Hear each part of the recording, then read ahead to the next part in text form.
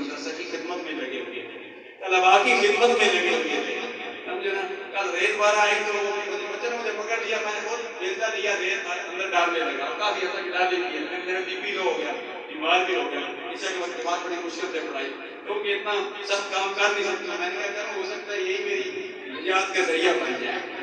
اب میں یہ نہ سمجھوں کہ میں عالم ہوں، حافظ ہوں، میں مل جگہ پڑھوں، ایسی بات ہی ہو سکتا ہے وہی نجات کا ذریعہ بن جائے. تو چھوٹی سے چھوٹی نیکی کو بھی چھوڑنا نہیں چاہیے، اور چھوٹے سے چھوٹے گناہ کو بھی چھوٹا سمجھ کر کر نہیں دینا چاہیے. اس چھوٹے گناہ پر بھی گرفت ہو سکتی ہے، اور چھوٹی سی نیکی پر بھی نجات ہو سکتی ہے. جس طرح بھائی صاحب نے پنارا لگایا تھا، چھوٹی سی نیکی تھی، لیکن اللہ تبارک و تعالیٰ نے اس کو جنت کا وارث بنا دیا. ابھی باران رحمت کے لیے بھی دعا کریں.